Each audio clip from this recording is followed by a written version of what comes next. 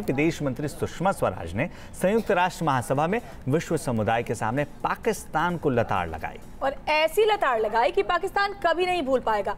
आइए आपको सुनवाते हैं कैसे विदेश मंत्री सुषमा स्वराज ने पाकिस्तान पर करारा हमला बोला।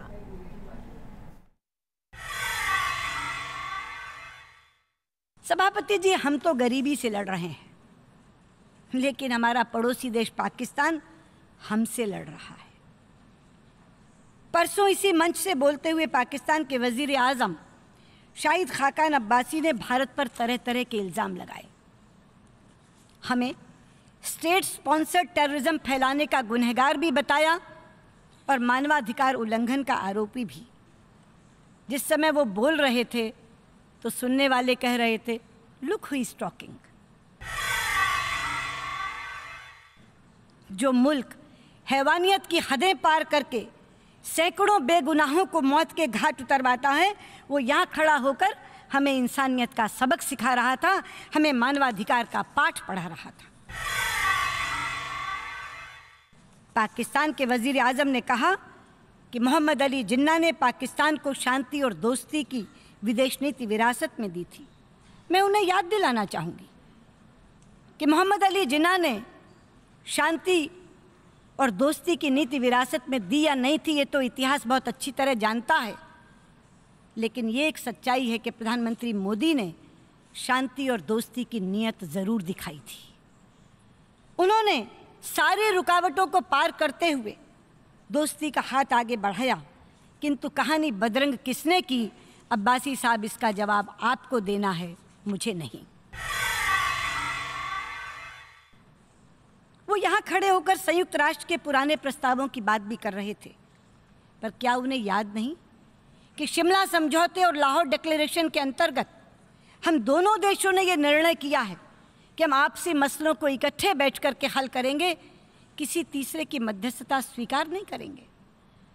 सभापति जी, सच्चाई तो यह कि पाकिस्तान के सियासतदानों को याद तो सब कुछ है, लेकिन अपनी सुविधा के कारण वो उसे भूल जाने का नाटक करते हैं।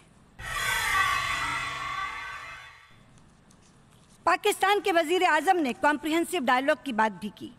मैं उन्हें याद दिला दूं कि 9 दिसंबर 2015 को हार्ट ऑफ एशिया के सम्मेलन के लिए जब मैं इस्लामाबाद गई थी, तो उनके नेता और उस समय के वजीर आज़म नवाज शरीफ की सरपरस्ती में नए सिरे से डायलॉग शुरू करने का फैसला हुआ था और उसे नया नाम भी दिया गया था। नाम था कॉम्प्रिहेंसिव बायलैटरल डायलॉग। बायलैटरल शब्द सोच समझ कर डाला गया था ताकि कोई संदेह, कोई शक शुबा, कोई डाउट रह ही ना जाए और यह निश्चित हो जाए कि बातचीत केवल दोनों देशों के बीच में होनी है, किसी तीसरे की मदद लेकर नहीं। लेकिन वो सिलसिला आगे क्यों नहीं बढ़ा, इसके लिए भी अब्बासी साहब जवाबदेह आप हैं, मैं नहीं। आज इस मंच से मैं पाकिस्तान के सियासतदानों से एक सवाल पूछना चाहती हूँ कि क्या कभी आपने इकट्ठे बैठकर ये सोचा है कि भारत और पाकिस्तान साथ साथ आज़ाद हुए थे, लेकिन आज भारत की पहचान दुनिया भर में एक आईटी के सुपर पावर के रूप में बनी है और पाकिस्तान की पहचान एक दहशतगर्द मुल्क, एक आतंकवादी देश के रूप में बनी है। इसकी क्या वजह है, कभी सोचा है आपने? एक ही वजह है कि भारत ने पाकिस्तान के द्वारा दी गई आतंकवाद की चुनौतियों का सामना करते हुए भी अपने घरेलू विकास को कभी थमने नहीं दिया। 70 वर्ष के दौरान अनेक दलों की सरकारें आईं, लेकिन हर सरकार ने विकास की गति को जारी रखा। सभापति जी, हमने IITs बनाए, इंडियन इंस्टीट्यूट ऑफ टेक्नोलॉजी, हमने IIMs बनाए, इंडियन इंस्टीट्यूट ऑफ मैनेजमेंट, हमने एम्स जैसे अस्पताल बनाए, all India institute of medical sciences, हमने अंतरिक्ष के क्षेत्र में विश्व प्रसिद्ध संस्थान बनाए।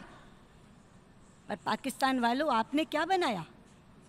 आपने लश्कर तैयबा बनाया, आपने जैश-ए मोहम्मद बनाया, आपने हक्कानी नेटवर्क बनाया, आपने हिजबुल मुजाहिदीन बनाया, आपने आतंकवादी ठिकाने बनाए, आपने टेररिस्ट कैंप्स बनाए।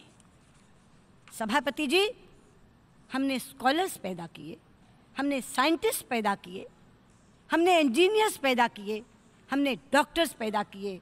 पाकिस्तान वालों, आपने क्या पैदा किया? आपने दहशतगर्द पैदा किए, आपने जिहादी पैदा किए। और आप जानते हैं कि डॉक्टर्स मरते हुए लोगों की ज़िंदगी बचाते हैं और जिहादी जिंदा लोगों को मार डालते हैं।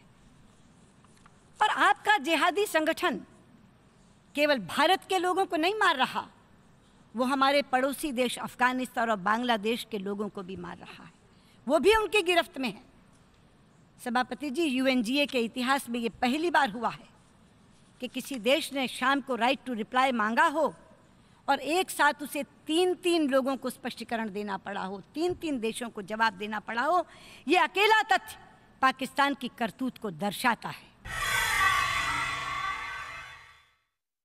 मैं कहना चाहूँगी, पाकिस्तान वालों, जो पैसा आप आतंकवादियों की मदद के लिए खर्च कर रहे हो, अगर उसे अपने आवाम की भलाई के लिए खर्च करो, अगर अपने मुल्क की तरक्की के लिए खर्च करो, तो एक तो दुनिया का आतंकवाद से पीछा छूट जाएगा और साथ ही आपके आवाम का कल्याण हो सकेगा, आपके मुल्क का विकास हो सकेगा।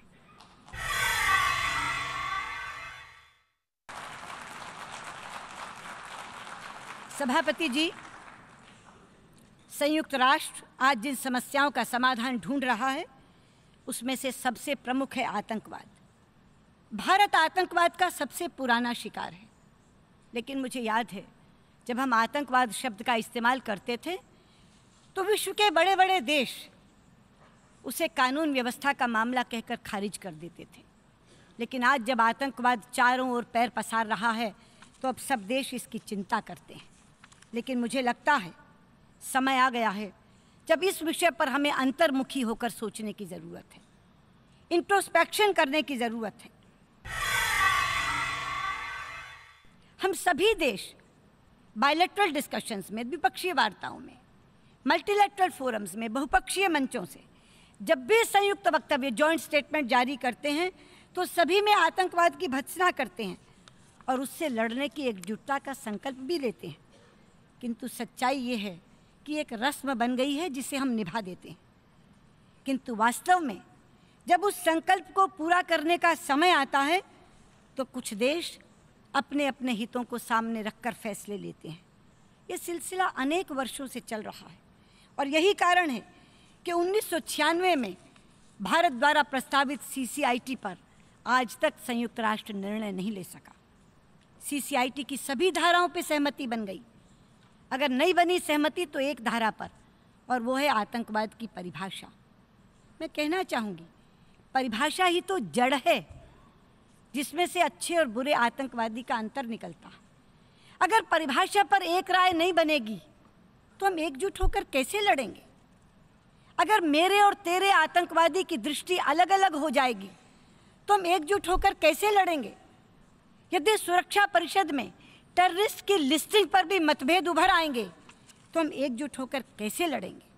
इसलिए सभापति जी, आपके माध्यम से आज मेरा इस सभा से विनम्र अनुरोध है कि हम अलग अलग नज़रियों से आतंकवाद को देखना बंद करें। हम समदृष्टि बनाएं और स्वीकारें कि आतंकवाद समूची मानवता के लिए खतरा है। कोई भी कारण कितना भी बड़ा क्यों ना हो, हिंसा का औचित्य नहीं बन सकता। इसलिए अगर हम एकजुटता से लड़ने का संकल्प लें तो उसे माने भी, और अगर माने तो उसे अमली जामा भी पहनाएं। और मैं चाहूँगी कि इस वर्ष CCIT की परिभाषा पर सहमति बनाकर हम इस साल अवश्यमेव CCIT को पारित कर दें।